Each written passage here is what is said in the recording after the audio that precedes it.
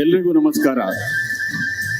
ವೇದಿಕೆಯ ಮೇಲಿರುವ ಅತಿಥಿಗಳೇ, ವೇದಿಕೆಯ ಮುಂಭಾಗದಲ್ಲಿರುವ ಎಲ್ಲ ದೇಶಪ್ರೇಮಿ ಬಂಧುಗಳೇ, ಯಾಕೆ ನಾನು ದೇಶಪ್ರೇಮಿ ಅಂತ ಕರಿತಿದ್ದೀನಿ ಅಂತ ಅಂದರೆ, ದೇಶಪ್ರೇಮವನ್ನು, ದೇಶದ್ರೋಹವನ್ನು, ಸ್ವಾತಂತ್ರ್ಯವನ್ನು, ಸಮಾನತೆಯನ್ನು ಎಲ್ಲವನ್ನೂ ಅಪವ್ಯಾಖ್ಯಾನ ಮಾಡುವ ಈ ಸಂದರ್ಭದಲ್ಲಿ ಯಾರು ಜನಸಾಮಾನ್ಯರಿಗೆ ಗೌರವವನ್ನು ಕೊಡ್ತಾರೋ, ಯಾರು ಸಂವಿಧಾನವನ್ನು ಗೌರವಿಸ್ತಾರೋ, ಯಾರು ಸಮಾನತೆಯ ಪರವಾಗಿರ್ತಾರೋ, ಯಾರು ಸೌಹಾರ್ದತೆಯ ಪರವಾಗಿರ್ತಾರೋ ಅವರೇ ನಿಜವಾದ ದೇಶಪ್ರೇಮಿಗಳು.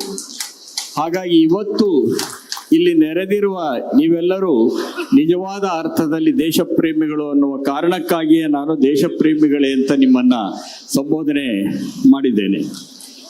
ಸಂವಿಧಾನ ಸಂರಕ್ಷಕರ ಈ ಸಮಾವೇಶದಲ್ಲಿ ಉದ್ಘಾಟನೆಯ ಕೆಲವು ಮಾತುಗಳನ್ನು ನಿಮ್ಮ ಜೊತೆ ಹಂಚಿಕೊಳ್ಳೋದಕ್ಕೆ ನನಗೆ ಸಂತೋಷ ಆಗತ್ತೆ. ಇದೊಂದು ಮಹಾಯಾನ ಅಂತ ಸಂಘಟಕರು, ನಮ್ಮ ಸ್ನೇಹಿತರು ಇದನ್ನು ಕರೆದಿದ್ದಾರೆ. ಹಾಗಾದರೆ ಸಂವಿಧಾನ ಸಂರಕ್ಷಣೆಯ ಈ ಮಹಾಯಾನದ ಆಶಯಗಳು ಏನು ಅನ್ನೋದನ್ನು ಕುರಿತಂತೆ ಸಹ ಕರಪತ್ರದಲ್ಲಿ ಕೆಲವು ಸಾಲುಗಳನ್ನು ಉಲ್ಲೇಖ ಮಾಡಿದ್ದಾರೆ. ಅದೊಂದು ಸಾಧ್ಯತೆಗಳ ಆಶಾವಾದ. ಅದು ಏನೆಲ್ಲ ಮಾಡೋಕ್ಕೆ ಸಾಧ್ಯ, ಜನ ಸಂಘಟಿತರಾದರೆ, ನಾವೆಲ್ಲ ಒಟ್ಟಿಗೆ ಸೇರಿದರೆ ಏನೆಲ್ಲ ಮಾಡೋಕ್ಕೆ ಸಾಧ್ಯ ಅಂದರೆ, ಸಾಮಾಜಿಕ ಶಕ್ತಿಯಾಗಿ ಸಾಧ್ಯತೆಯನ್ನು ವಿಸ್ತರಿಸೋದಕ್ಕೆ ಸಾಧ್ಯ, ಚೈತನ್ಯದ ಚಿಲುಮೆಯಾಗೋದಕ್ಕೆ ಸಾಧ್ಯ, ಪ್ರೀತಿಯ ಕಂಪನ್ನು ಪಸರಿಸುವುದಕ್ಕೆ ಸಾಧ್ಯ, ಭವಿಷ್ಯದ ಕನಸನ್ನು ಕಂಗೊಳಿಸುವಂತೆ ಮಾಡುವುದಕ್ಕೆ ಸಾಧ್ಯ, ದುಷ್ಟ ಶಕ್ತಿಗಳಿಗೆ ಕಡಿವಾಣ ಹಾಕೋದಕ್ಕೆ ಸಾಧ್ಯ, ಆಳುವವರನ್ನ ಪ್ರಶ್ನಿಸಲು ಸಾಧ್ಯ. ಇದು ಬಹಳ ಮುಖ್ಯವಾದ್ದು. ಆಳುವವರನ್ನ ಪ್ರಶ್ನಿಸಲು ಸಾಧ್ಯ. ಅಷ್ಟೇ ಅಲ್ಲ, ಆಳ್ವಿಕೆಯನ್ನು ಬದಲಾಯಿಸಲು ಸಾಧ್ಯ. ಹಾಗಾಗಿ ಪ್ರಜಾತಂತ್ರದ ಬುನಾದಿಯನ್ನು ಭದ್ರಗೊಳಿಸಲು ಸಾಧ್ಯ. ಇದು ಈ ಸಮಾವೇಶವನ್ನ ಆಯೋಜಿಸಿರುವ ಸ್ನೇಹಿತರು ತಮ್ಮ ಕರಪತ್ರದಲ್ಲಿ ಹೇಳುವ ಸಾಧ್ಯತೆಗಳ ಒಂದು ಪಟ್ಟಿ. ಅಂದರೆ ಜನ ಒಂದುಗೂಡಿದರೆ ಯಾವುದೂ ಅಸಾಧ್ಯವಲ್ಲ ಅಂತ. ಜನಶಕ್ತಿಯ ಮುಂದೆ ಯಾವ ಶಕ್ತಿಯೂ ನಿಲ್ಲೋದಿಲ್ಲ ಅನ್ನೋದು ಬಹಳ ಮುಖ್ಯವಾದದ್ದು. ಆದ್ದರಿಂದ ಜನಶಕ್ತಿಯೇ ಅಂತಿಮವಾದದ್ದು. ಜನಶಕ್ತಿಯೇ ಎಲ್ಲ ಸಾಧ್ಯತೆಗಳನ್ನು ಸಾಕಾರವನ್ನು ಮಾಡ್ತಕ್ಕಂಥದ್ದು. ಅಂಥ ಜನಶಕ್ತಿಯನ್ನೊಂದನ್ನು ಸಂಘಟಿಸುವುದರ ಮುಖಾಂತರವಾಗಿ ಸಂವಿಧಾನದ ಆಶಯಗಳೇನಿದ್ದು ಅದು ಸಾಕಾರಗೊಳ್ಳುವಂತೆ ಮಾಡುವ ಒಂದು ಸಂಕಲ್ಪದ ದಿನ ಮತ್ತು ಸಂಕಲ್ಪದ ಸಮಾವೇಶ ಇದು ಅಂತ ನಾನು ಭಾವಿಸ್ಕೊಂಡಿದ್ದೇನೆ.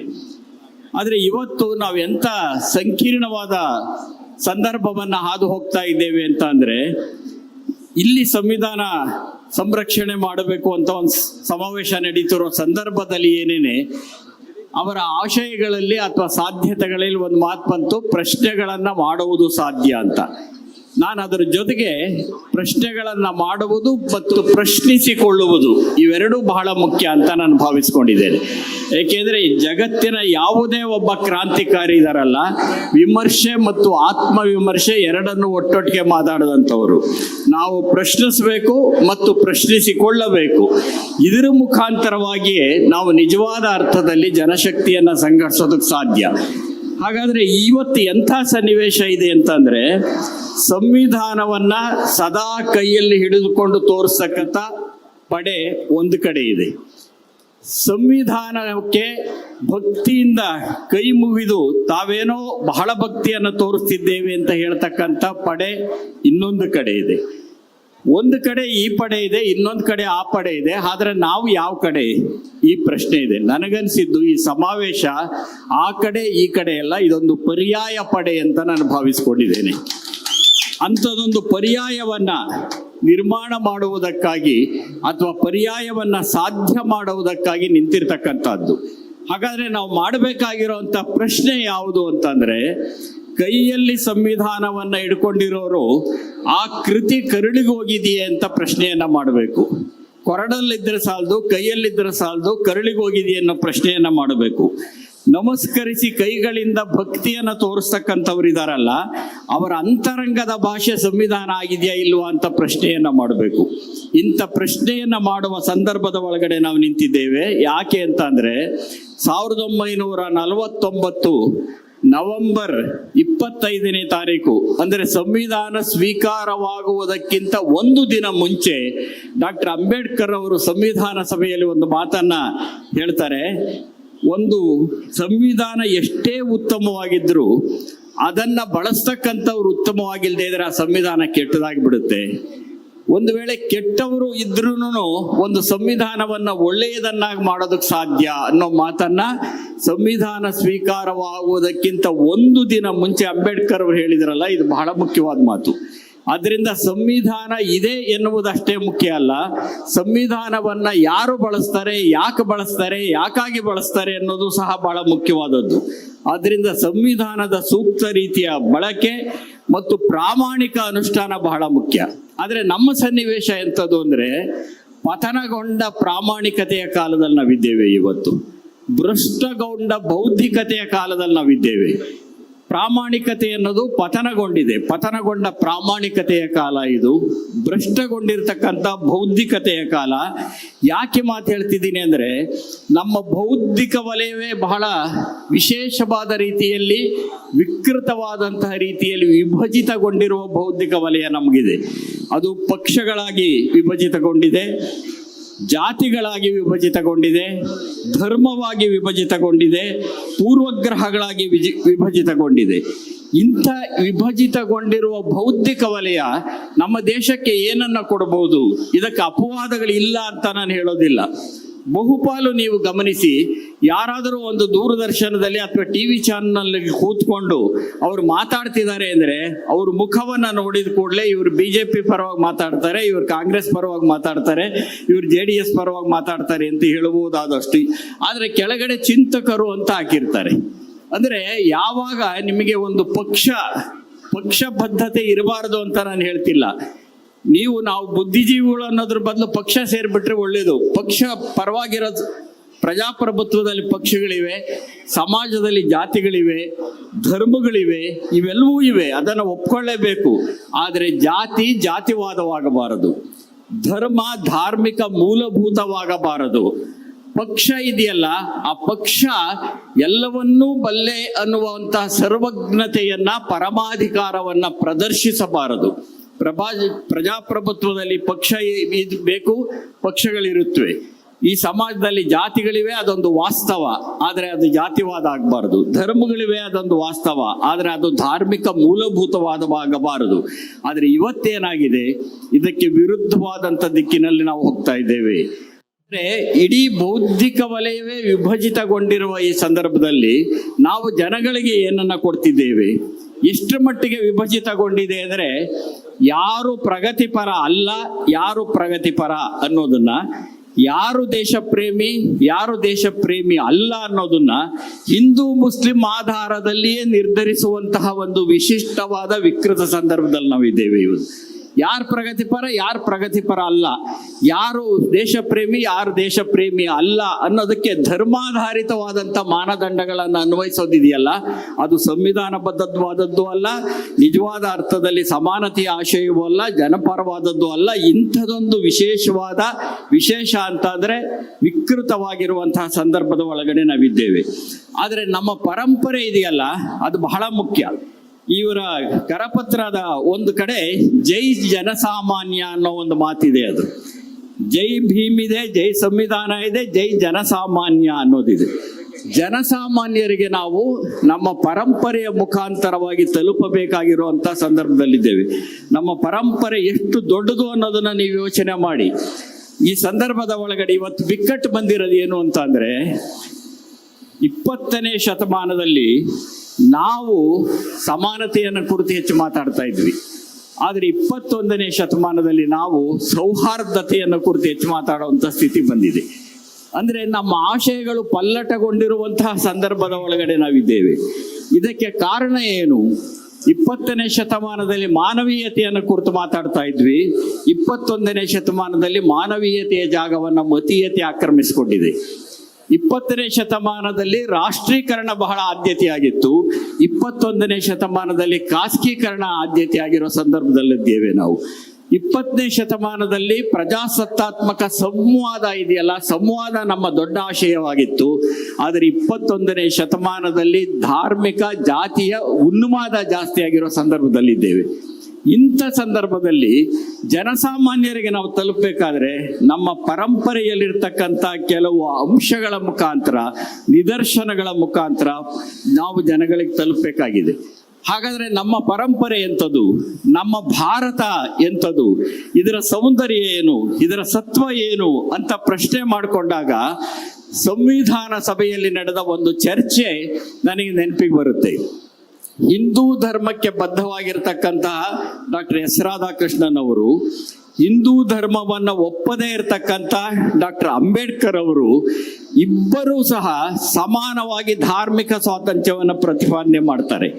ಈ ದೇಶದಲ್ಲಿ ಎಲ್ಲ ಧರ್ಮಗಳು ಸಮಾನ ಅಂತ ಹಿಂದೂ ಧರ್ಮಕ್ಕೆ ಬದ್ಧವಾದ ರಾಧಾಕೃಷ್ಣನ್ ಸಹ ಹೇಳ್ತಾರೆ. ಹಿಂದೂ ಧರ್ಮವನ್ನು ಒಪ್ಪದೇ ಇರತಕ್ಕಂಥ ಅಂಬೇಡ್ಕರ್ ಅವರು ಹೇಳ್ತಾರಲ್ಲ, ಇದು ನಮ್ಮ ಭಾರತ. ಅಂದರೆ ವಿಭಿನ್ನವಾದ ಧರ್ಮಗಳಿಗೆ ಸೇರಿದ ಸಂದರ್ಭದಲ್ಲಿಯೂ ಸಹ ಈ ದೇಶದಲ್ಲಿ ಧಾರ್ಮಿಕ ಸಮಾನತೆ ಇರಬೇಕು, ಧಾರ್ಮಿಕ ಸ್ವಾತಂತ್ರ್ಯ ಇರಬೇಕು ಅಂತ ಇಬ್ಬರೂ ಪ್ರತಿಪಾದನೆ ಮಾಡಿದ್ದಿದೆಯಲ್ಲ, ಇದು ನಮ್ಮ ಭಾರತ ಅಂತ ನಾನು ಭಾವಿಸ್ಕೊಂಡಿದ್ದೇನೆ. ಹಾಗೆ ಸ್ವಾತಂತ್ರ್ಯ ಹೋರಾಟ ನಡೆಸಿದ ಸಂದರ್ಭದಲ್ಲಿ ಅಶ್ಫಾಕುಲ್ಲಾ ಖಾನ್ ಅಂತ ಒಬ್ಬ ವ್ಯಕ್ತಿ, ಹಾಗೆ ರಾಮ್ ಪ್ರಸಾದ್ ಅನ್ನುವಂಥ ಇನ್ನೊಬ್ಬ ವ್ಯಕ್ತಿ, ಅಶ್ಫಾಕುಲ್ಲಾ ಖಾನ್ ಮತ್ತು ರಾಮ್ ಪ್ರಸಾದ್ ಇಬ್ಬರು ಸೋದರರಂತೆ ಸ್ನೇಹಿತರಾಗಿರ್ತಕ್ಕಂಥವರು, ಒಟ್ಟಿಗೆ ಸ್ವಾತಂತ್ರ್ಯ ಹೋರಾಟವನ್ನು ಮಾಡಿದರು. ಬ್ರಿಟಿಷರು ಇಬ್ಬರನ್ನು ಒಂದೇ ದಿವಸ ಗಲ್ಲಿಗೇರಿಸ್ತಾರೆ. ಇವರಿಬ್ಬರು ಒಟ್ಟಾಗಿ ಸ್ವಾತಂತ್ರ್ಯವನ್ನು ಹೋರಾಟ ಮಾಡಿದ್ದು ಮತ್ತು ಇಬ್ಬರು ಒಂದೇ ದಿವಸ ಗಲ್ಲಿಗೇರಿದಂತಹ ಸಂದರ್ಭ ಇದೆಯಲ್ಲ, ವಸಾಹತುಶಾಹಿ ವಿರುದ್ಧದ ಈ ಹೋರಾಟದ ಈ ಸೌಹಾರ್ದ ಸಂಘರ್ಷ ಇದೆಯಲ್ಲ, ಇದು ನಮ್ಮ ಭಾರತ. ಮಹಿಳೆಯರಿಗೆ ವಿದ್ಯೆಯನ್ನ ಕಲಿಸಬೇಕು ಅಂತ ಹೇಳಿ ಸಂಪ್ರದಾಯವಾದಿಗಳ ಎಲ್ಲ ವಿರೋಧಗಳನ್ನು ಲೆಕ್ಕಿಸದೆ ಅದಕ್ಕೆ ಎದುರಾಗಿ ನಿಂತು ಹೆಣ್ಣು ಮಕ್ಕಳಿಗೆ ವಿದ್ಯೆ ಕಲಿಸೋದಕ್ಕೆ ಆರಂಭ ಮಾಡಿದಂಥವರು ಸಾವಿತ್ರಿಬಾಯಿ ಫುಲೆ ಅವರು. ಆದರೆ ಸಾವಿತ್ರಿಬಾಯಿ ಫುಲೆ ಅವರು ಶಾಲೆಯನ್ನು ಆರಂಭ ಮಾಡಿದರೆ ಮನೆ ಮನೆಗೆ ಹೋಗಿ ಹೆಣ್ಣು ಮಕ್ಕಳನ್ನ ಕರ್ಕೊಂಬಂದು ಶಾಲೆಗೆ ಸೇರಿಸ್ತಾ ಇದ್ದಂಥವರು ಫಾತಿಮಾ ಶೇಖ್ ಅವರು. ಅಂದ್ರೆ ಒಂದ್ ಕಡೆ ಸಾವಿತ್ರಿಬಾಯಿ ಫುಲೆ ಇದ್ದಾರೆ, ಅವ್ರ ಜೊತೆ ಫಾತಿಮಾ ಶೇಖ್ ಇದ್ದಾರೆ, ಇಬ್ಬರೂ ಸೇರಿ ಹೆಣ್ಣು ಮಕ್ಕಳಿಗೆ ವಿದ್ಯೆಯನ್ನು ಕಲಿಸ್ತಾರಲ್ಲ, ಇದು ನಮ್ಮ ಭಾರತ. ಈ ಭಾರತವನ್ನ ನಾವು ಅರ್ಥ ಮಾಡ್ಕೊಳ್ಳದೆ ಹೋದ್ರೆ ತಪ್ಪಾಗತ್ತೆ ಅಂತ ನಾನು ಭಾವಿಸ್ಕೊಂಡಿದ್ದೇನೆ. ಒಂದು ಕೊರೋನಾ ಕಾಲವನ್ನ ನೀವು ಜ್ಞಾಪಿಸ್ಕೊಳ್ಳಿ. ಕೊರೋನಾ ಕಾಲದ ಒಳಗಡೆ ಯಾರು ಯಾವ ಜಾತಿ ಅಂತ ಕೇಳಲಿಲ್ಲ, ಯಾರು ಯಾವ ಧರ್ಮ ಅಂತ ಕೇಳಲಿಲ್ಲ, ಪರಸ್ಪರ ಎಲ್ಲರೂ ಸಹಕರಿಸಿದರು, ಆಶ್ರಯ ಕೊಟ್ಟರು, ರೋಗಿಗಳನ್ನು ಆರೈಕೆ ಮಾಡಿದರು. ಅದು ನಮ್ಮ ಭಾರತ. ಅಷ್ಟು ದೂರ ಹೋಗೋದು ಬೇಡ. 22ನೇ ತಾರೀಕು ಕಾಶ್ಮೀರದ ಪೆಹಲ್ಗಾವಲ್ಲಿ ಏನು ಹತ್ಯಾಕಾಂಡ ನಡೀತು ಅದನ್ನು ನಾವೆಲ್ಲರೂ ಖಂಡಿಸಲೇಬೇಕು. ಈ ಸಮಾವೇಶದ ಆರಂಭದಲ್ಲಿಯೇ ಖಂಡಿಸಿರೋದನ್ನು ನಾವು ನೋಡಿದ್ದೇವೆ. ಹಾಗಾಗಿ ಸಮಾವೇಶವೂ ಖಂಡಿಸುತ್ತೆ ಅನ್ನೋದೇ ನನ್ನ ಭಾವನೆ. ಅಲ್ಲಿ ನಡೆದಂಥ ಹತ್ಯೆ ಇದೆಯಲ್ಲ, ಅದನ್ನು ಯಾರೂ ಒಪ್ಪೋದಕ್ಕೆ ಸಾಧ್ಯ ಇಲ್ಲ, ಅದು ಅಮಾನವೀಯವಾದದ್ದು. ಆದರೆ ಅಮಾನವೀಯವಾದಂಥ ಹತ್ಯಾಕಾಂಡ ಏನು ನಡೀತೋ ಅದನ್ನು ನಾವು ಉಗ್ರವಾಗಿ ಖಂಡಿಸಬೇಕಾಗಿರುತ್ತೆ, ಭಯೋತ್ಪಾದನೆಯನ್ನು ವಿರೋಧಿಸಬೇಕಾಗಿರುತ್ತೆ. ಈ ದೇಶದ ಒಳಗಡೆ ಒಂದು ಕಡೆ ಭಯೋತ್ಪಾದನೆ ಇದೆ, ಇನ್ನೊಂದು ಕಡೆ ದ್ವೇಷೋತ್ಪಾದನೆ ಇದೆ, ಮತ್ತೊಂದು ಕಡೆ ಪ್ರಪಂಚದ ಒಳಗಡೆ ಯುದ್ಧೋತ್ಪಾದನೆ ಇದೆ. ಆ ಯುದ್ಧೋತ್ಪಾದನೆಯೂ ನಮಗೆ ಬೇಡ ಇಲ್ಲ, ಭಯೋತ್ಪಾದನೆಯೂ ನಮಗೆ ಬೇಡ, ದ್ವೇಷೋತ್ಪಾದನೆಯೂ ಬೇಡ. ಯಾಕೆಂದ್ರೆ ಮೂರು ಹಿಂಸೆಯನ್ನ ಉಂಟು ಮಾಡುತ್ತವೆ, ಜನಗಳಿಗೆ ಹಿಂಸೆ ಕೊಡುತ್ತವೆ, ಕಡೆಗೆ ಸಾವನ್ನ ಬಯಸುತ್ತವೆ, ಬಲಿ ತೆಗೆದುಕೊಳ್ಳುತ್ತವೆ. ಇಂಥದನ್ನು ನಾವು ಖಂಡಿಸಬೇಕು ಮತ್ತು ವಿರೋಧಿಸಬೇಕು. ಆದರೆ ಇದೇ ಸಂದರ್ಭದ ಒಳಗಡೆ ಪೆಹಲ್ಗಾವ್ನ ಹತ್ಯಾಕಾಂಡ ನಡೆದಂತಹ ಅಮಾನವೀಯ ಸಂದರ್ಭದ ಒಳಗಡೆ ಆನಂತರ ಏನೆಲ್ಲ ನಡೀತು ಅನ್ನೋದನ್ನು ನೋಡಿ. ಕರ್ನಾಟಕದ ಒಬ್ಬ ಹೆಣ್ಣು ಮಗಳು ಪಲ್ಲವಿ ಅನ್ನೋರು ತಮ್ಮ ಪತಿಯನ್ನ ಕಳ್ಕೊಂಡಿರ್ತಕ್ಕಂಥವ್ರು ಹೇಳಿದರು, ಪತಿಯನ್ನ ಕಳ್ಕೊಂಡ ಮೇಲೆ 3 ಜನ ಮುಸ್ಲಿಮರು ನನ್ನನ್ನ ಮತ್ತು ನನ್ನ ಮಗನನ್ನ ರಕ್ಷಣೆ ಮಾಡಿಕೊಂಡು 1 ಗಂಟೆಗಳ ಕಾಲ ರಕ್ಷಣೆ ಮಾಡ್ಕೊಂಡು ಕರ್ಕೊಂಡೋಗಿ ಬಹಳ ಸುರಕ್ಷಿತ ಜಾಗಕ್ಕೆ ಬಿಟ್ರು ಅಂತ ಹೇಳಿದರು. ಇದು ಭಾರತದ ಸಂಕೇತ. ಅಂದ್ರೆ ಏನೆಲ್ಲ ನಡೀತು ಅನ್ನೋದನ್ನ ನಾವು ಯೋಚನೆ ಮಾಡಬೇಕಾಗಿರುತ್ತೆ. ನಜಕತ್ ಅಲಿ ಅಂತಕ್ಕಂಥ ಒಬ್ಬ ಮುಸ್ಲಿಂ, ನಜಕತ್ ಅಲಿ ಅನ್ನುವಂಥ ಒಬ್ಬ ಮುಸ್ಲಿಮು 4 ಕುಟುಂಬಗಳನ್ನ, ಛತ್ತೀಸ್ಗಢದ 4 ಕುಟುಂಬಗಳನ್ನ ರಕ್ಷಣೆ ಮಾಡ್ತಾರೆ ಅಲ್ಲಿ. ಆ ಆ 4 ಕುಟುಂಬಗಳನ್ನ ರಕ್ಷಣೆ ಮಾಡಿದಾಗ 11 ಜನರನ್ನ ರಕ್ಷಣೆ ಮಾಡ್ತಾರೆ. ಅವರು ರಕ್ಷಣೆ ಮಾಡಿದ್ರಿಂದ ನಾವು ಉಳ್ಕೊಂಡ್ವಿ ಅಂತ ಹೇಳಿ ಬರೆದುಕೊಂಡವರು ಕಾಂಗ್ರೆಸ್ನವರಲ್ಲ, ಎಡಪಂಥೀಯರಲ್ಲ, ರೈತ ಸಂಘದವರಲ್ಲ, ದಲಿತರು ಅಲ್ಲ, ಯಾರು ಅಲ್ಲ, ಛತ್ತೀಸ್ಗಢದ ಯುವ ಮೋರ್ಚಾದ ನಾಯಕರಾದಂತಹ ಅರವಿಂದ ಅಗರ್ವಾಲ್ ಅವರು ಸ್ವತಃ ಬರ್ಕೊಳ್ತಾರೆ. ಏನು ಅಂತಂದ್ರೆ, ನಜಕತ್ ಅಲಿ ಅನ್ನೋ ಇದ್ದುದ್ರಿಂದ ನಮ್ಮ ಕುಟುಂಬದ 11 ಜನ ನಾವು ಉಳ್ಕೊಂಡ್ವಿ. ಇದು ಭಾರತ. ಇದನ್ನ ನಾವು ಅರ್ಥ ಮಾಡ್ಕೊಳ್ಬೇಕಾಗಿದೆ. ಅಷ್ಟೇ ಅಲ್ಲ, ಉಗ್ರಗಾಮಿಗಳಿಂದ ಅಥವಾ ಭಯೋತ್ಪಾದಕರಿಂದ ಜನರನ್ನು ರಕ್ಷಣೆ ಮಾಡೋದಕ್ಕಾಗಿ ಕುದುರೆ ಮೇಲೆ ಕೂತಿದ್ದಂತಹ ಆದಿಲ್ ಹುಸೇನ್, ಆ ನಜಕತ್ ಅಲಿ ಅನ್ನೋನಿದಾರಲ್ಲ, ಅವ್ರು ಬಂಧು ಹೌದು, ಆತ AK-47 ಗನ್ನನ್ನು ಕಿತ್ಕೊಳ್ಳೋಕೆ ಹೋಗ್ತಾನೆ, ತಾನು ಗುಂಡಿಗೆ ಬಲಿಯಾಗ್ತಾನೆ. ಅಲ್ಲಿ ತಾನು ಅಂದ್ರೆ ಇವರನ್ನ ರಕ್ಷಿಸಬೇಕು, ಪ್ರವಾಸಿಗರನ್ನ, ಈ ಹತ್ಯಾಕಾಂಡ ಸರಿಯಲ್ಲ ಅನ್ನೋ ಕಾರಣಕ್ಕಾಗಿ ತಾನು ಎದೆಯೊಡ್ಡಿ ಸತ್ತೋಗ್ತಾನಲ್ಲ, ಇದೂ ಸಹ ಭಾರತವೇ ಅನ್ನೋದನ್ನ ನಾವು ಮರೆಯಬಾರದು. ಇಲ್ಲಿ ಇನ್ನೊಂದು ಬಹಳ ಮುಖ್ಯವಾದ್ದು, ಕೇರಳದ ಆರ್ತಿ ಮೆನನ್ ಅಂತಕ್ಕಂಥ ಹೆಣ್ಣು ಮಗಳು ತನ್ನ ತಂದೆಯನ್ನ ಕಳ್ಕೊಂಡಿರ್ತಾರೆ. ತಂದೆಯನ್ನ ಕಳ್ಕೊಂಡಾಗ ಆಕೆಯನ್ನ ಕರ್ಕೊಂಡು ಹೋಗ್ತಕ್ಕಂಥವ್ರು, ರಕ್ಷಣೆ ಮಾಡಿದಂಥವ್ರು ಮುಸಾಫಿರ್ ಮತ್ತು ಸಮೀರ್ ಎನ್ನುವ 2 ಯುವಕರು. ಆಕೆಯೇ ಹೇಳ್ಕೊಳ್ತಾಳೆ, ನಾನು ನನ್ನ ತಂದೆಯನ್ನ ಇಲ್ಲಿ ಬಂದು ಕಳ್ಕೊಂಡೆ, ಆದರೆ ಕಾಶ್ಮೀರದಲ್ಲಿ ನಾನು 2 ಸೋದರರನ್ನ ಪಡ್ಕೊಂಡೆ ಅಂತ ಹೇಳ್ತಾಳೆ. ಕಾಶ್ಮೀರದಲ್ಲಿ 2 ಸೋದರರನ್ನ ಪಡ್ಕೊಂಡೆ ಅಂತ ಹೇಳುವ ಸನ್ನಿವೇಶ ಬಂತಲ್ಲ, ಇದು ಭಾರತೀಯ ಮನಸ್ಸು. ಸೊ ಈ ತರದ ಒಂದು ಸನ್ನಿವೇಶಗಳು ಅಂದ್ರೆ, ಒಂದು ಅಮಾನವೀಯವಾದಂತಹ ಘಟನೆ ನಡೆದಂತಹ ಸಂದರ್ಭದಲ್ಲಿ ಮಾನವೀಯವಾಗಿ ವರ್ತಿಸ್ತಕ್ಕಂಥ ಮನುಷ್ಯ ಮನಸ್ಸುಗಳು ಈ ಭಾರತದಲ್ಲಿವೆ ಅನ್ನೋದನ್ನು ಮರಿಬಾರದು.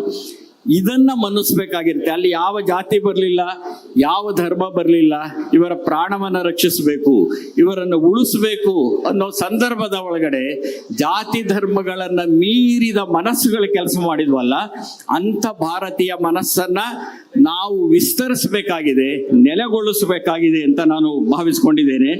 ಇನ್ನೊಂದು, ನೀವು ಟಿವಿಗಳಲ್ಲಿ ನೋಡಿದ್ರೆ 2 ಚಿತ್ರಗಳು ಬಹಳ ಪ್ರಮುಖವಾಗಿ ಕಾಣಿಸ್ಕೊಳ್ಳುತ್ತವೆ. ಒಂದು, ಒಬ್ಬ ಮನುಷ್ಯ ಸತ್ತಿದ್ದಾನೆ, ಆ ಸತ್ತಿರೋ ಮನುಷ್ಯನ ಪಕ್ಕದಲ್ಲಿ ಒಬ್ಬ ಹೆಣ್ಣು ಮಗಳು ರೋಧಿಸ್ತಾ ಕೂತಿದ್ದಾಳೆ. ಈ ಚಿತ್ರವನ್ನ ನಮ್ಮ ಮಾಧ್ಯಮಗಳು ಮತ್ತೆ ತೋರಿಸ್ತಾ ಇರುತ್ತವೆ.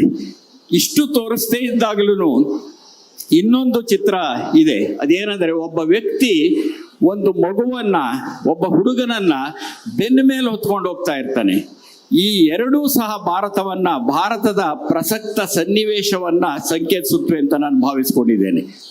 ಒಬ್ಬ ವ್ಯಕ್ತಿ ತನ್ನ ಬೆನ್ನ ಮೇಲೆ ಒಬ್ಬ ಹುಡುಗನನ್ನ ಎತ್ಕೊಂಡು ಹೋದ್ನಲ್ಲ, ಪಲ್ಲವಿಯ ಮಗ, ಕರ್ನಾಟಕದ ಹೆಣ್ಣು ಮಗಳ ಮಗ, ಅವನು ಆತನನ್ನು ರಕ್ಷಣೆ ಮಾಡ್ತಾನೆ. ಇದು ಒಂದು ಸಂಕೇತ. ಇನ್ನೊಂದು ಕಡೆ ಅಮಾನವೀಯವಾಗಿ ಹತ್ಯೆ ಆಗಿದೆ, ಅಲ್ಲಿ ಹೆಣ್ಮಗಳು ರೋಧಿಸ್ತಾ ಇದ್ದಾಳೆ, ಇದು ಇನ್ನೊಂದು ಸಂಕೇತ.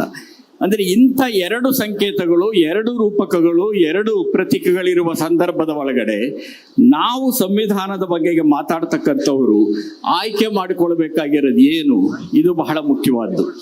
ನಾವು ಸದಾ ಬೈದು ನಮ್ಮ ನಾಲಿಗೆಯನ್ನೇ ಒಂದು ರೀತಿ ಸವಕಲಾಗ ಮಾಡ್ಕೋಬೇಕಾ, ಸಕಾರಾತ್ಮಕವಾಗಿ ಯೋಚಿಸ್ಬೇಕಾ, ಎಂಥ ಸಮಾಜವನ್ನು ನಾವು ಕಟ್ಟಬೇಕು?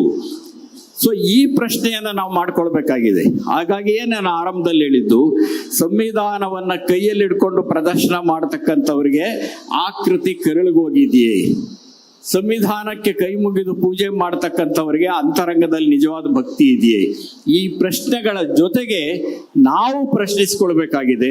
ನಾವು ಕಟ್ಟಬೇಕಾಗಿರುವ, ನಾವು ಸಂರಕ್ಷಣೆ ಮಾಡಬೇಕಾಗಿರುವ ಭಾರತೀಯ ಬದುಕು ಎಂಥದ್ದು, ಆ ಭಾರತೀಯ ಬದುಕು ಯಾವ ರೀತಿಯಲ್ಲಿರಬೇಕು ಅನ್ನೋದನ್ನ ಪ್ರಶ್ನೆ ಮಾಡ್ಕೋಬೇಕು. ಅಷ್ಟೇ ಅಲ್ಲ, ಸಂವಿಧಾನದ ಪೀಠಿಕಾ ಭಾಗವನ್ನ ನಮ್ಮ ಹಿರಿಯರಾದ ವಿಜಯಮ್ಮ ಅವರು ಇವತ್ತು ಓದಿದ್ರು, ನಾವೆಲ್ಲ ಪಠನೆ ಮಾಡಿದ್ವಿ. ಪೀಠಿಕಾ ಭಾಗದಲ್ಲಿ ಸಮಾಜವಾದಿ ಅಂತಿದೆ. ನಿಜ, ಸಂವಿಧಾನ ಸ್ವೀಕಾರ ಆದಾಗ ಸಮಾಜವಾದ ಅನ್ನೋ ಪದ ಇರಲಿಲ್ಲ. ಆದರೆ 1949 ನವೆಂಬರ್ 26ನೇ ತಾರೀಕು ಅಂಬೇಡ್ಕರ್ ಅವರು ಭಾಷಣ ಮಾಡ್ತಾ ಸಂವಿಧಾನ ಸಭೆಯಲ್ಲಿ ಈ ಸಂವಿಧಾನದ ಒಳಗಡೆ ಸಮಾಜವಾದ ಅಂತರ್ಗತವಾಗಿದೆ ಅಂತಲೇ ಹೇಳಿದ್ರು. ಆದರೆ ಇವತ್ತು ನಾವು ಪ್ರಶ್ನೆ ಮಾಡ್ಕೊಳ್ಳಿ, ಈ ದೇಶದಲ್ಲಿ ಸಮಾಜವಾದ ಇದೆಯಾ? ನಾವು ಸಮಾಜವಾದ ಎನ್ನುವುದನ್ನ ಕಂಠಪಾಡಿ ಓದ್ತಿರ್ತೇವೆ. ಸಮಾಜವಾದ ಈ ದೇಶದಲ್ಲಿದೆಯಾ? ಸಮಾಜವಾದಕ್ಕೆ ಮುನ್ನಡೆ ಆಗಿದೆಯಾ? ಸಮಾಜವಾದದ ಆಶಯಗಳು ಕೊಚ್ಚುವಾಗ ಎಷ್ಟೋ ದಿವಸ ಆಗಿದೆಯಲ್ಲ ಈ ದೇಶದ ಒಳಗಡೆ. ಹಾಗಾಗಿ ನಿಜವಾದ ಈ ಸಂವಿಧಾನ ರಕ್ಷಣೆ ಯಾವುದು ಅಂತಂದ್ರೆ ಸಂವಿಧಾನದ ಪೀಠಿಕಾ ಭಾಗದಲ್ಲಿರ್ತಕ್ಕಂಥ ಎಲ್ಲ ಆಶಯಗಳನ್ನ ಮರುಸ್ಥಾಪಿಸುವುದಿದೆಯಲ್ಲ, ಅದು ನಿಜವಾಗಿ ಸಾಮಾಜಿಕ, ಆರ್ಥಿಕ, ರಾಜಕೀಯ ನ್ಯಾಯಕ್ಕಾಗಿ ಅಂತ ಪೀಠಿಕೆಯಲ್ಲಿದೆ. ನಿಜ, ಈ ದೇಶದಲ್ಲಿ ಸಾಮಾಜಿಕ ನ್ಯಾಯ ಒಂದಷ್ಟು ಸಿಕ್ಕಿದೆ, ಆರ್ಥಿಕ ನ್ಯಾಯ ಒಂದಷ್ಟು ಸಿಕ್ಕಿದೆ, ರಾಜಕೀಯ ನ್ಯಾಯ ಒಂದಷ್ಟು ಸಿಕ್ಕಿದೆ. ಆದರೆ ನಿಜವಾದ ಅರ್ಥದ ಒಳಗಡೆ ಸಮಾನತೆಯ ಆಧಾರದ ಮೇಲೆ ಪೂರ್ಣ ಪ್ರಮಾಣದ ಸಾಮಾಜಿಕ, ಆರ್ಥಿಕ, ರಾಜಕೀಯ ನ್ಯಾಯ ಸಿಕ್ಕಿದೆಯೇ? ಆದ್ರಿಂದ ನಮ್ಮ ಆದ್ಯತೆ ಏನಾಗಿರ್ಬೇಕು, ಈ ದೇಶದ ಒಳಗಡೆ ಖಾಸಗೀಕರಣ ವಿಜೃಂಭಿಸ್ತಿರೋ ಸಂದರ್ಭದ ಒಳಗಡೆ ಉದಾರೀಕರಣ ನೀತಿಗಳು ಕೋಟ್ಯಾಧಿಪತಿಗಳಿಗೆ ಸಹಾಯ ಮಾಡ್ತಿರೋ ಈ ಸಂದರ್ಭದ ಒಳಗಡೆ ಜನಸಾಮಾನ್ಯರ ಬದುಕನ್ನ ಹಸನು ಮಾಡ್ತಕ್ಕಂಥ ಸಮಾನತೆಯ ಆಶಯವನ್ನ ಸ್ಥಾಪಿಸಿದರೆ ಮಾತ್ರ ಇವೆಲ್ಲ ಮಾತಾಡೋಕ್ ಸಾಧ್ಯ. ನಾವು ಅದನ್ನ ಸ್ಥಾಪಿಸದೆ ಹೋದಾಗ ನಾವು ಕಂಠಪಾಠವನ್ನಷ್ಟೇ ಹೇಳ್ತಿರ್ತೇವೆ ಅಂತ ನಾನಂತೂ ಭಾವಿಸ್ಕೊಂಡಿದ್ದೇನೆ. ಹಾಗೆ ಧರ್ಮ ನಿರಪೇಕ್ಷವಾದದ್ದು ಅಂತ ನಾವು ಹೇಳ್ತೇವೆ. ನಾನು ಆಗಲೇ ಹೇಳಿದೆ, ಧರ್ಮಗಳಿವೆ ಇಲ್ಲ ಅಂತ ಹೇಳಲ್ಲ, ಜಾತಿಗಳಿವೆ ಇಲ್ಲ ಅಂತ ಹೇಳಲ್ಲ, ಪಕ್ಷಗಳಿವೆ ಇಲ್ಲ ಅಂತ ಹೇಳಲ್ಲ. ಆದರೆ ನಮಗೆ ಕಡೆ ಪಕ್ಷ ಎಂತ ನಾಯಕತ್ವ ಬೇಕು? ಜಾತಿಯೊಳಗಿದ್ದು ಜಾತಿಯನ್ನ ಮೀರಿದ ಸಾಮಾಜಿಕ ನಾಯಕತ್ವ ಬೇಕು ಕಡೆ ಪಕ್ಷ. ಧರ್ಮದೊಳಗಿದ್ದು ಧರ್ಮವನ್ನ ಮೀರಿದ ಧಾರ್ಮಿಕ ನಾಯಕತ್ವ ಬೇಕು. ಪಕ್ಷದೊಳಗಿದ್ದು ಪಕ್ಷವನ್ನ ಮೀರಿ ನೋಡುವ ರಾಜಕೀಯ ನಾಯಕತ್ವ ಬೇಕು.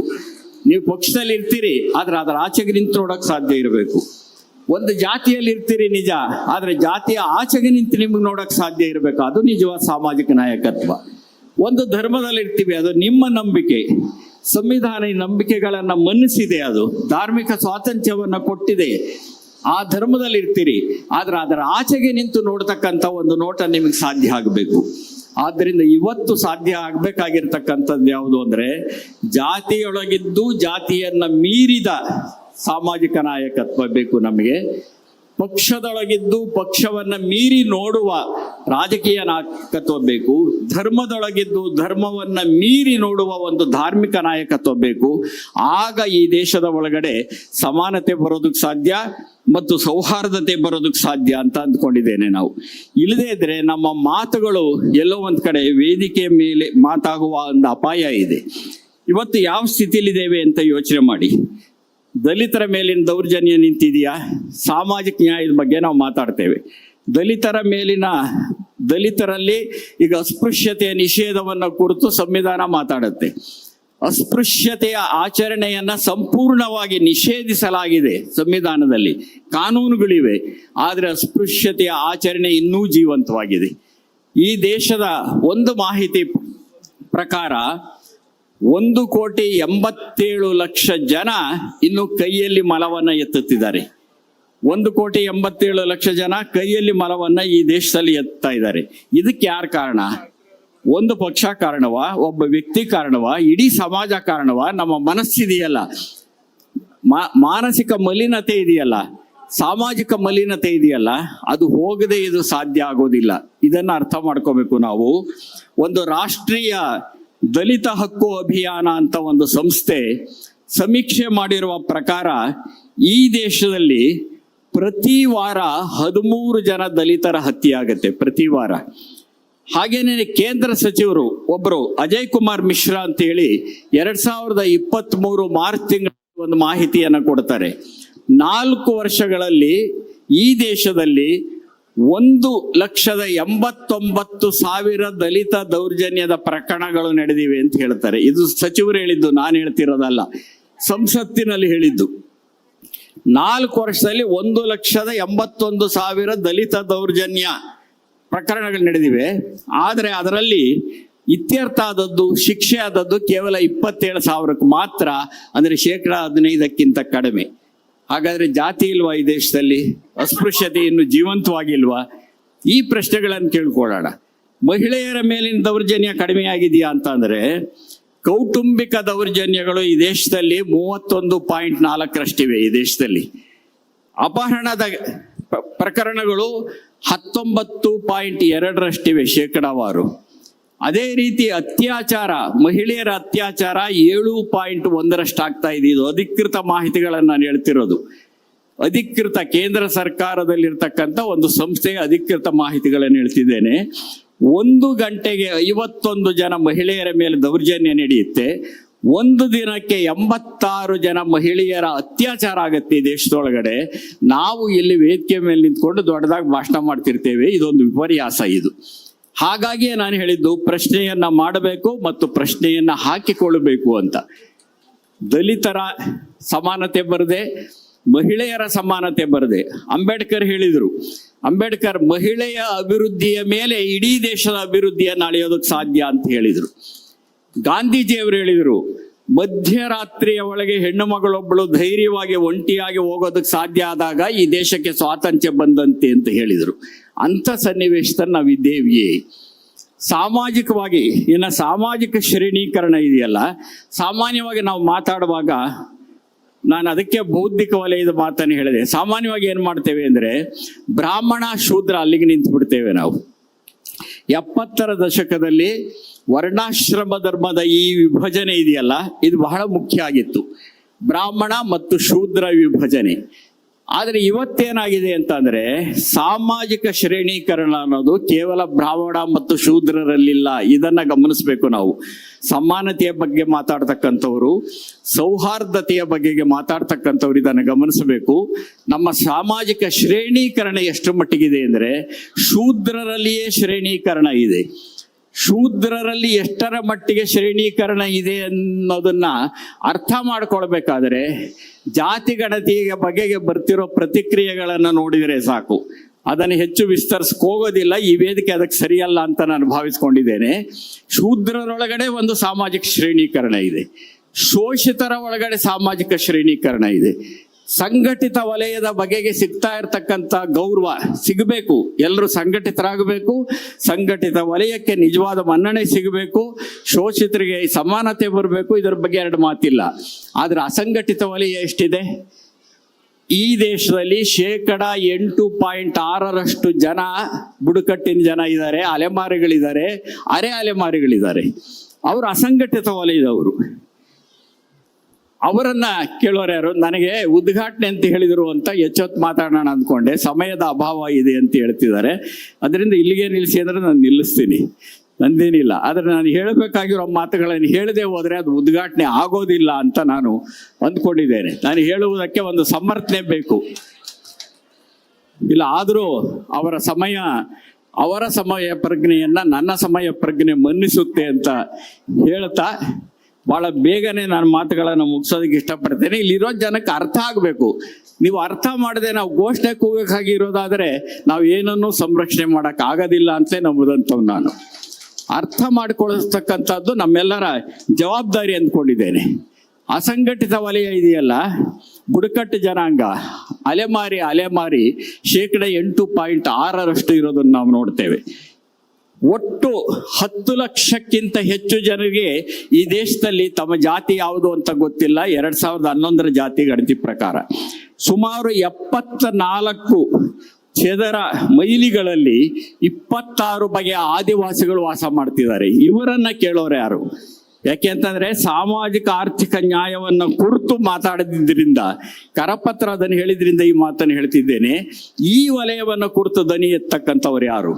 ಸಂಘಟಿತ ವಲಯದ ಜೊತೆಗೆ ಅಸಂಘಟಿತ ವಲಯ ಇದೆಯಲ್ಲ, ಅದನ್ನೂ ಕುರಿತು ನಾವು ಮಾತಾಡಬೇಕಾಗಿರುವಂಥ ಸಂದರ್ಭ ಇದೆ. ಆಯೋಜಕರು 1 ನಿಮಿಷದಲ್ಲಿ ಮುಗಿಸ್ಬೇಕು ಅಂತ ಹೇಳಿರೋದ್ರಿಂದ ನಾನು 1 ನಿಮಿಷದ ಒಳಗಡೆನೇ ನಾನು ಒಂದು ಮಾತನ್ನು ಹೇಳಿ ಮುಗಿಸೋಕ್ಕೆ ಇಷ್ಟಪಡ್ತೇನೆ. ನಾವು ಏನಾದರೂ ಈ ಸಮಾಜದಲ್ಲಿ ಬದಲಾವಣೆಯನ್ನು ಈ ಸಂದರ್ಭದಲ್ಲಿ ಮಾಡಬೇಕು ಅಂತಿದ್ರೆ ನಮ್ಮ ಸೈದ್ಧಾಂತಿಕ ಬದ್ಧತೆಯನ್ನು ಬಿಟ್ಟು ಕೊಡದೆ ಸೈದ್ಧಾಂತಿಕ ಸಂಕುಚಿತತೆಯನ್ನು ಮೀರಬೇಕು. ನಮ್ಮ ಸಿದ್ಧಾಂತಗಳಿಗೆ ನಾವು ಬದ್ಧವಾಗಿರಬೇಕು ನಿಜ, ಸೈದ್ಧಾಂತಿಕ ಬದ್ಧತೆಯನ್ನು ಬಿಟ್ಟುಕೊಡಬಾರದು. ಆದರೆ ಸೈದ್ಧಾಂತಿಕ ಸಂಕುಚಿತತೆ ಇದೆಯಲ್ಲ, ಅದನ್ನು ಮೀರಬೇಕು. ಅದನ್ನು ಮೀರಬೇಕು ಅಂದರೆ ಏನು? ಇವತ್ತಿನ ಸಂದರ್ಭ ಹೇಗಿದೆ ಅಂದರೆ, ಎಂಥ ಸಂದರ್ಭದಲ್ಲಿ ನಾವಿದ್ದೇವೆ? ರೈತ ಹೋರಾಟಗಳು ನಡೆಯುತ್ತವೆ, ರೈತ ಹೋರಾಟದ ಸಂಕೇತ ಹಸಿರು. ದಲಿತ ಹೋರಾಟಗಳು ನಡೆಯುತ್ತವೆ, ದಲಿತ ಹೋರಾಟಗಳ ಸಂಕೇತ ನೀಲಿ. ಎಡಪಂಥೀಯ ಸಮತಾವಾದಿ ಹೋರಾಟಗಳು ನಡೆಯುತ್ತವೆ, ಅದರ ಸಂಕೇತ ಕೆಂಪು. ಈ ದೇಶದಲ್ಲಿ ಏನಾದರೂ ಬದಲಾವಣೆ ಆಗಬೇಕು ಅನ್ನೋದಾದರೆ ಕೆಂಪು, ನೀಲಿ ಮತ್ತು ಹಸಿರು ಒಂದಾಗಿ ಒಂದೇ ವೇದಿಕೆ ಮೇಲೆ ಬರಬೇಕು ಅಂತ ಆಶಿಸ್ತಾ ನನ್ನ ಮಾತನ್ನು ಮುಗಿಸ್ತೇನೆ. ನಮಸ್ಕಾರ. ಮತ್ತಷ್ಟು ವಿಶೇಷ ವಿಡಿಯೋಗಳನ್ನು ನೋಡಲು ಮತ್ತು ಹೊಸ ವಿಡಿಯೋಗಳ ಬಗ್ಗೆ ತಿಳಿಯಲು ಈ ದಿನ .com ಯೂಟ್ಯೂಬ್ ಚಾನೆಲ್ ಸಬ್ಸ್ಕ್ರೈಬ್ ಮಾಡಿ ಮತ್ತು ಬೆಲ್ ಐಕಾನ್ ಕ್ಲಿಕ್ ಮಾಡಿ.